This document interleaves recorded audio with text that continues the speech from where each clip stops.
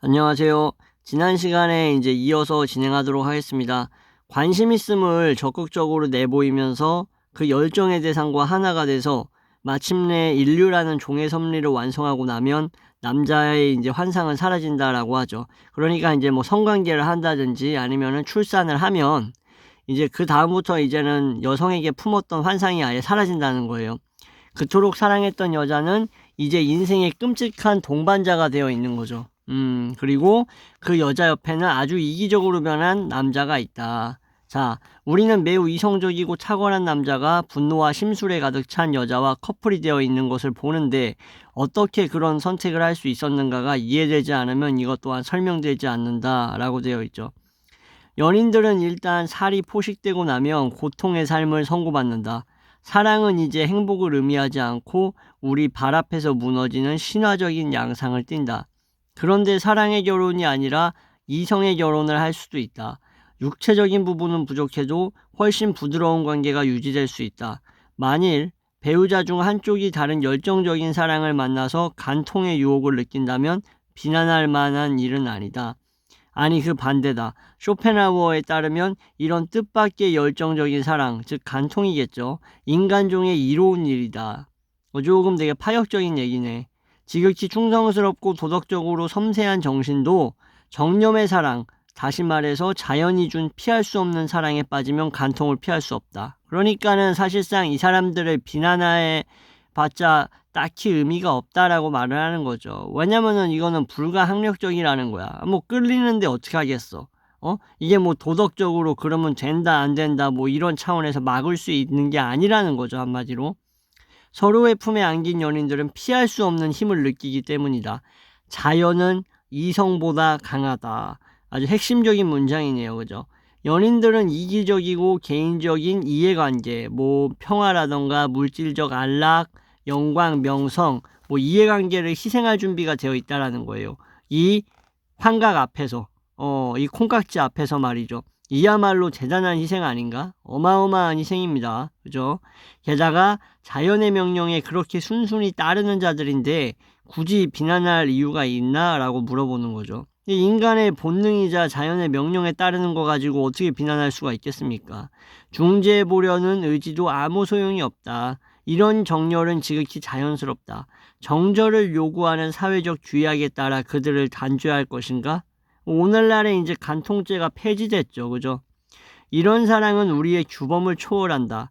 이것이 샹포르를 인용하며 쇼펜하우어가 한 말이다. 한 남자와 한 여자가 격렬한 사랑을 할 때 두 사람을 갈라놓는 장애물이 뭐든 간에 남편이든 부모됐든 두 연인은 자연에 의해 서로가 서로에 속해 있다. 이들은 인간이 정한 법과 인습에도 불구하고 신이 정한 권리에 속해 있는 것이다.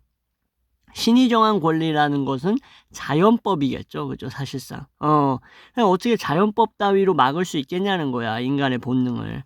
인간이 본능적으로 끌리는데 그거를 뭐, 결혼제도라느니, 뭐, 가장이라느니, 뭐, 이런 것들로, 인법이라느니, 이런 걸로 속박할 수 있냐? 안 된다라고 코웃음 치는 느낌이죠. 한마디로.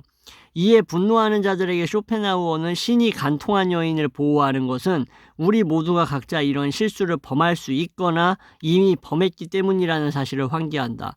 그러니까는 신이 간통한 여인한테 죄 없는 놈이 돌 던져라 뭐 이런 식으로 얘기하는 게 너네도 언젠가는 그런 짓을 할 수 있는데 돌을 던지면 되겠냐? 약간 이런 느낌인 거죠. 게다가 우리는 사랑을 위해 모든 걸 다 바치고 극적인 최후를 택한 연인들을 보면서 이상한 희열을 느낀다. 연인들 그 자체보다 인류라는 종의 이익이 더 상위에 있다는 것을 느껴서일까? 부모들은 이런 것을 예견해서 그렇게 반대했던 것일까? 그러니까는 이제 종의 본능, 즉 후손을 남기겠다라는 어떤 그 자연의 어떤 설계, 그 의지 욕구가 뭐 이성과 도덕 그리고 뭐 이런 것들보다 연인들 그 자체 그것보다도 훨씬 더 강렬한 어떻게 보면은 동기라는 거죠. 그래서 우리가 로미오와 줄리엣에 매혹되는 것도 아벨라르와 엘로이즈 이야기에 매혹되는 것도 사실 이 아벨라르는 참 불쌍하지. 거세까지 당할 필요가 있었을까? 아무튼 이런 사람들의 이야기에 이제 매료된 것도 그래서일까? 이런 사랑 이야기에 연인들은 모든 것을 희생하는데 우리는 바로 이 점에 넋을 잃는다. 반대로 이성적인 결혼은 나중에 경멸을 야기할 수 있다. 우리의 자연스러운 도덕심은 자기 구현의 탐색이 아니라 어떤 초월적인 것에 대한 탐색이라는 점이 그 또 다른 증거가 될지 모르겠다라고 얘기를 하네요. 그렇다면은 왜 간음이 사회적으로 비난당하는가? 쇼펜하우어는 특히 여성들의 간음에 더 강한 선고가 내려지는 것에 주목했다. 바람기 있는 남자는 귀여운 심장을 가진 것으로 생각되는 반면 간음한 여성은 매춘부가 된다. 여자를 향해서 다들 욕설을 퍼붓는다. 여성의 몸만 아니라 정신까지 보아서일까? 사실상 의무에 불과할 수도 있는 결혼을 남자는 안 하고 넘어갈 수 있지만 여자는 자식을 위해 남편을 보호할 필요가 있다. 결혼은 출산 이후 남자를 잡을 수 있는 수단이다. 그죠? 만약에 결혼이라는 것을 하지 않는다면 그냥 말 그대로 싸고 튀면 여자는 방법이 없어요. 그 아이를 온전히 자기 자식을 어떻게 혼자서 책임져야만 하는 수단이고 책임져야만 하는 상황이 닥칠 수밖에 없어. 근데 그렇게 소중한 어떤 엄마의 몸이 될 여성이 자기의 과거라든가 자기의 삶을 책임 없이 무책임하게 보낸다면 그것이야말로 정말로 커다란 문제가 되기 때문에 당연히 어떻게 보면 여성에게 좀 더 냉정하고 날카로운 어떤 기준이 요구되는 게 저는 어떻게 보면은 이해가 갑니다. 그런 부분이. 그러니까는 여성의 신체에서 출산된다라는 사실이 여성이 자신의 신체를 어떻게 다루어야 하는가를 말해준다라고 저는 생각하는 사람이거든요. 자, 특히나 오늘날에 뭐 자유연애니 나발이니 하면서 인생 개떡같이 살다가 나중에 그 청구 비용을 우리 호구 같은 남자한테 다 이제 청구하는 오늘날의 퐁퐁남이라고 부르죠. 요즘 말로. 요즘 같은 그런 시대, 출산율 거의 0.5% 완전히 꼬라박는 시대에서는 더욱더 의미심장한 느낌이라고 할 수 있겠죠.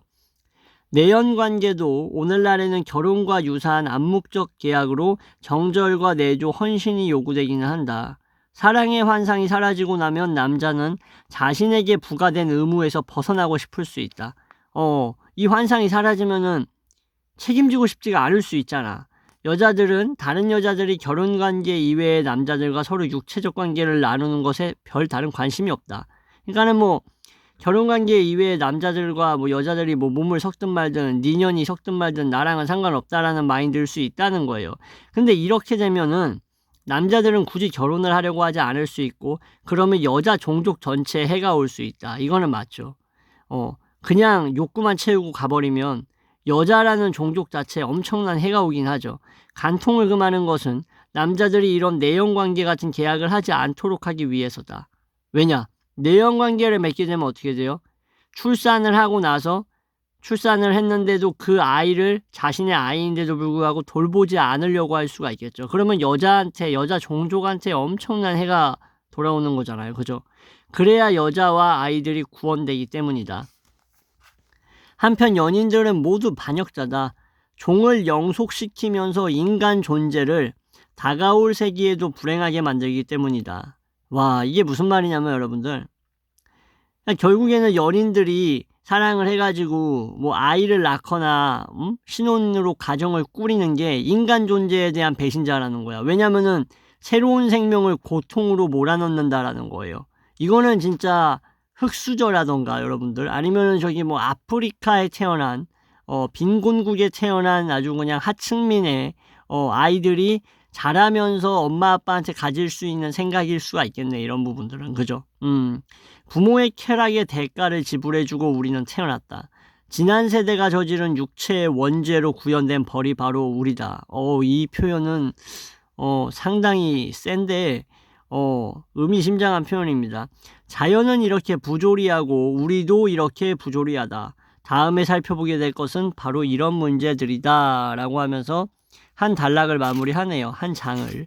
자, 그러면은 이 장에서 우리가 쇼펜하우어적 통찰로 뭘 알아볼 수 있는가? 성행위가 없는 플라톤적인 사랑을 우리는 받아들일 수 있는가? 여러분은 어떻습니까? 그걸 사랑이라고 부를 수 있습니까? 저는 플라톤적인 사랑은 사랑이라고 부르는 게 아니라고 저는 생각을 합니다. 그건 그냥 우정이라던가 아니면 의리 같은 말이 더 어울린다라고 저는 생각을 합니다. 이런 사랑은 우정과는 다른 성격을 갖는가? 같죠, 사실. 당신이 타자를 만날 때 성행위는 어떤 위상을 갖나? 필수 불가결한 것인가? 필요 이상의 것인가? 저 같은 경우에는 여자를 만나면은 성행위가 반드시 전제돼야 됩니다. 이게 무슨 말이냐면은, 전 솔직한 사람이니까 말씀드릴게요. 여자친구를 사귀거나 여자를 만났어요. 근데 그 여자랑 성행위를 할 가능성이 없어. 그럼 전 그 여자 안 만납니다. 그러니까는 필수 불가결한 거지. 여러분들은 어떻게 생각하실지 모르겠어요. 남녀 간의 만남이 굳이 꼭 성관계가 있어야 됩니까, 단독자님? 그냥 그런 거 없이 여자랑 우정으로서 지낼 수는 없어요? 저는 안 됩니다. 저는 그딴 거 필요 없어요. 저는 우정 같은 거 여자랑 필요 없고 그냥 스스로 부족한 것을 저는 책에서 채우는 사람이니까 인간관계의 어떤 욕구 같은 것도 그렇게 크지가 않습니다. 그래서 뭔가 배우는 것도 이렇게 지식을 쌓는 것도 인간에게서 배우지 않고 저기 이미 돌아가신 분들이 남겨놓은 증거와 흔적으로부터 습득하는 사람이기 때문에 굳이 여자라는 존재를 만날 거면은 성행위가 반드시 돼야 됩니다. 미래에 보장이 돼 있어야 돼. 당신이 지금 하고 있는 연애나 과거의 연애를 떠올려 볼 때 당신은 타자의 몸을 탐험하는데 얼마나 시간을 바쳤나? 자, 이거 같은 경우에는 저는 시간을 그리 많이 바치진 않았던 것 같아요. 왜냐하면 그냥 되게 직관적으로 어릴 때는 생각을 많이 했던 것 같습니다. 방법은 M으로서, 관찰로서, 뭐 입술의 형태, 콧소리, 어깨, 허벅지, 다리 등 이런 상대의 몸을 관찰하는 이러한 일종의 탐험하는 놀이가 타자의 몸을 장점과 단점으로 파악해서 일람표를 작성하는 것 같지 않나? 그렇죠. 이거는 근데 인간이면은 남자건 여자건 다 똑같아요. 여자도 뭐 넓은 어깨 이런 남자들 오똑 솟은 콧날 뭐 쌍꺼풀 이런 거 되게 중시하잖아요. 남자도 마찬가지로 뭐 여자 가슴 엉덩이 중요시하고 똑같죠. 그래서 이상한 것을 발견하면은 욕망은 줄어드는가? 줄어들 수 있지. 왜냐면은 여성의 만약에 신체에 뭐 콧수염이 많이 나 있다. 제모가 안 돼 있다. 뭐 이런 거라든지. 그죠? 아니면은 뭐 예를 들어서 뭐 머리에 막 비듬이 엄청 많다. 뭐 이러면은 여성의 어떤 그런 신체의 그런 부분들, 그리고 막 통뼈라 그러나? 골반이 없거나 막 이러면은 욕망이 줄어들 수 있겠죠. 골반 없는 여성을 보면은 흉하죠. 마치 여자가, 키가 작거나 마른 남자를 보면은 흉측함을 느끼듯이 똑같습니다. 남자도 가슴 없고 골반 없는 여자 보면은 역겹다고 생각할 수 있어요, 충분히. 욕망적인 차원에서 봤을 때. 부부관계에서 다리 이지러지듯 욕망이 서서히 줄어드는 경험을 한 적이 있나? 이거는 이제 제가 부부의 입장이 아니니까 뭐 섣불리 말은 못하겠지만 충분히 뭐 주변에 보면은 섹스리스 부부들이라든가 제 주변에 이제 결혼하신 형님들 얘기 들어보고 하면은 아주 그런 일이 많은 것 같습니다. 어떻게 이런 이탈이 일어나나? 관능적 마법이 사라지는 것이 가능한가? 이게 그거죠. 바로 좀 전에 말씀드렸던 종의 보존을 위한 어떤 그 욕망, 그것이 이제 달성되고 나면, 출산을 통해서 목적이 달성되고 나면 환각과 콩깍지가 다 사라져 버리는 거잖아. 더 이상 당신을 파트너로 원하지 않나? 아니면 속은 것인가? 속은 건 아니죠. 사실상 속은 건 아니고 없는 것을 있다라고 스스로 믿은 거죠. 그죠? 스스로가 속인 거지. 상대방이 날 속인 게 아니라. 육체적 부분을 희생하면서 상대와의 이성적인 사랑을 선택했는가? 이러한 이지러짐은 첫 임신 후 갑자기 시작되지 않았나? 자연이 자신의 목표를 완수한 이상 환상을 더 이상 증류할 필요가 더 이상 없는 것인가? 자연은 참 냉정합니다. 그래서 자연의 목표인 출산, 그죠? 종의 보존, 그죠? 후대 양성을 위한 그 욕구를 완전히 그냥 맥시멈으로 제공했다가 목표가 컴플리티드 되니까 어떻게 된 거예요? 그 욕구 자체를 아예 삭제시켜 버린 거죠. 당신의 파트너와 당신을 연결하고 있는 것이 무엇인지 면밀히 살펴보자. 정신적이거나 사회적인 이유 말고 육체적인 연금술이 적어도 있지 않나? 육체적인 연금술 없이 남녀관계가 어떻게 시작되겠습니까? 그죠? 특히 처음에는 이것이 커플 사이의 시멘트처럼 중요하지 않았나? 전부라고 할 수 있죠. 상대를 선택할 때 육체적 매력이 정신적 기제보다 강하지 않았나? 너무 당연한 말이고, 당신의 커플은 서로 잘 맞나? 아니면 다르지만 서로를 보완한다고 느낌이 있지 않나? 차이 때문에 불화가 생기나? 다른 사람에게 끌렸던 이유가 나중에 헤어지는 이유가 되지 않나? 그만큼 인간이 변덕스럽다는 거겠죠. 좋아했던 이유가 싫어지는 이유일 수도 있는 거죠. 너무 활발하고 긍정적이어서 좋아했는데 그 활발하고 긍정적인 것 때문에 다른 남자랑 잘 지낸다. 필요 이상으로 다른 남자하고 잘 지낸다. 그러면 헤어지는 이유가 될 수도 있겠죠. 사랑에 빠진 상태에서도 정신적으로 바라는 것과 관능적으로 이끌리는 것 사이에 일종의 반목이 있지 않나. 충분히 있습니다. 그죠? 난폭하고 거칠고 참을 수 없을 정도로 오만하고 시끄러운 수다쟁이인데다 대갈통은 텅 비었다고 생각하는데도 이상하게 육체적으로 끌린 적이 있지 않나. 이거는 충분히 가능합니다. 왜냐면은 그냥 하룻밤 상대라던가 한마디로 그냥 먹고 버리는 용으로 이제 생각하는 이제 남자들이 많죠. 그런 사람들 같은 경우에는 충분히 여성을 그냥 육체적으로만 생각할 수 있습니다. 당연히 근데 이게 저도 이해는 가요. 왜냐면은 데리고 살 게 아닌데 굳이 뭐 수다쟁이면 어떻고 뭐 난폭하고 거치면 어떡할 거야. 그냥 한번 하면 되는 건데 그죠? 정신과 육체 사이의 불일치가 당신을 고통스럽게 하지는 않나. 그러니까 이런 관계를 연인으로까지 이어가면 고통스럽겠지. 근데 연인으로 이어가지 않으면 고통스럽지 않겠죠. 당신 주변에 있는 불행한 부부들은 아이를 낳은 다음에 서로 성격이 맞지 않는다는 이유로 뭔가 박탈당한 기분이 들었다고 하지 않나. 자, 이게 그겁니다. 사실상 여성에게서 많이 나타나는 건데 남자에게보다 여성에게서 훨씬 많이 나타나요. 그러니까는 자기가 원하던 남자가 아니었는데 어쩔 수 없이 생계를 위해서 자신의 어떤 편한 팔자를 위해서 과거에 만났던 남자보다 약간 다운그레이드, 급을 낮춰가지고 스스로 결혼했다라는 생각이 들면 애를 낳자마자 남자랑 관계를 안 하려고 하죠. 그리고 남편이 막 손도대는 것도 싫어한다고 합니다. 자기 몸에. 이게 왜 그런 거겠어요.